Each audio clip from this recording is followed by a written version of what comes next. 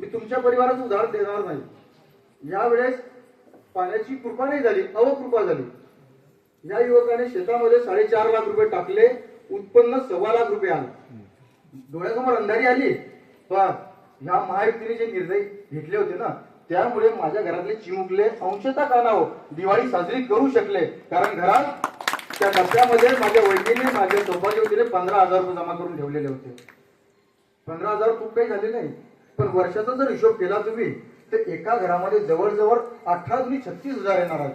कारण एका घरात किमान 2 स्त्रिया असतात आणि त्या 36,000 माहिती काय होऊ शकतं? 3 गव्हाचे पोते येऊ शकतात, 1 ज्वारीचं पोते येऊ शकतं, 1 क्विंटल तांदूळ आपण भरू शकतो, 50 किलो डाळ आपण भरू शकतो, काही तेलाचा आणि काही मिठाचा देखील खर्च करू शकतो। त्याच्या दारात जायची वेळ येत नाही। अजून शेतकऱ्याला 6,000 रुपये, शेतकऱ्याला 6,000 रुपये बघा, बाबा सांगताय शेतकऱ्याला 6,000 रुपये, म्हणजे 43,000 रुपये। बसच्या प्रवासात नाही म्हटलं तरी आज माझ्या आईचे 1,000 रुपये वाचतात की नाही वाचतायत? कुठे गेला आकडा? जवळजवळ 43,000 रुपये।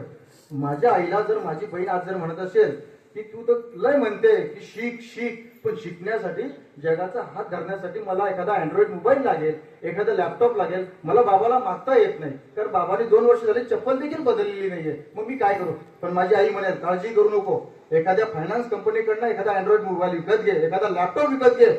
माझा भाऊ शिंदे साहेब मला EMI पाठवेल, मी तुझा EMI भरतोय। माझी आई तिला लॅपटॉप घेऊन देईल, माझी आई तिला अँड्रॉइड मोबाईल घेऊन देईल आणि तिला स्वतःच्या पायावर उभं करेल। इतकं सगळं शिंदे साहेबांनी विचार करून ठेवलेला आहे। कोणी तुम्हाला भूलथापा मारेल, तुम्हाला मिसगाईड करायचं काम करेल की 1500 काय होणार आहे, त्यांना सांगा की भरपूर काही होणार आहे। म्हणून माझ्या बहिणींनो, ही लढाई तुमच्या हातात आहे बरं।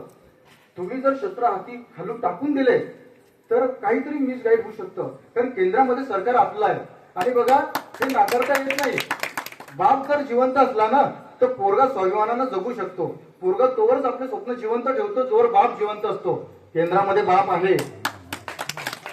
चुकून यांचे हे जे आलेत ना, तर हे 5 वर्ष हेच म्हणतील आम्ही काय करायचं आता, हात आमचे वर आहे, आम्ही तर खूप मागतोय ते देतच नाहीये, पण तुम्ही काय करू शकता? 5 वर्ष तात्काळ बसायचं का? त्याच्यापेक्षा नाही, तुम्ही कोणत्याही पक्षाचे असा, पण यावेळेस आपल्याला धनुष्यबाणच दाबायचा आहे। आणि धनुष्यबाण माहितीये कोणी पेललेला आहे? चंद्रकांत पाटील।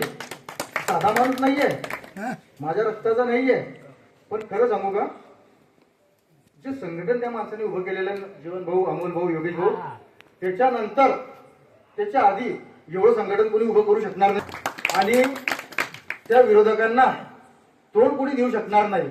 आणि म्हणून त्यांच्यासाठी ही अस्तित्वाची लढाई आहे, पण धोणखेड्यासाठी ही अस्तित्वाची लढाई आहे आणि स्वाभिमानाची लढाई आहे।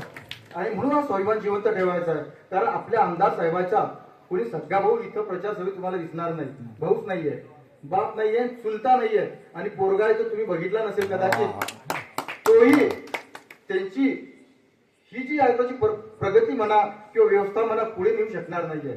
पण मग ही व्यवस्था पुढे कोण नेईल? तर ही व्यवस्था कदाचित उद्याचा आमदार धोणखेड्यातून जाऊ शकतो, 100% जाऊ शकतो। पण चुकून जर तिथला आमदार झाला ना, तुम्ही तुमच्या अंतर्मनाला विचारा, खेड्यातला माणूस आमदार नाही होऊ शकणार बरं, माझ्या 12 वर्षाचा आमदार नाही होऊ शकणार, पण चंदूभाऊ जर आमदार झाला तर कदाचित धोणखेड्यातला दुसऱ्या अर्धोचा शेवग्याचा माझा तरुण आमदार होऊ शकेल। आणि म्हणून माझी विनंती मी यांना करणार नाही, अजिबात मी तुम्हालाही करणार नाही। माझी विनंती माझ्या आयांना आहे, 20 तारखेला तुम्हाला शस्त्र हातात घ्यायचं आहे। माझे दादा बोलले गर्दी नाहीये, हरकत नाही, गर्दी आहे, दादा बोलले उपस्थिती नाहीये, पण मला 100% विश्वास आहे, ज्या पद्धतीने तुम्ही त्या दिवशी स्वागत केलं ना, कंठ दाखवून आला होता, भरून आला होता, आणि मला त्या दिवशी मधू काका, उद्धव दादा की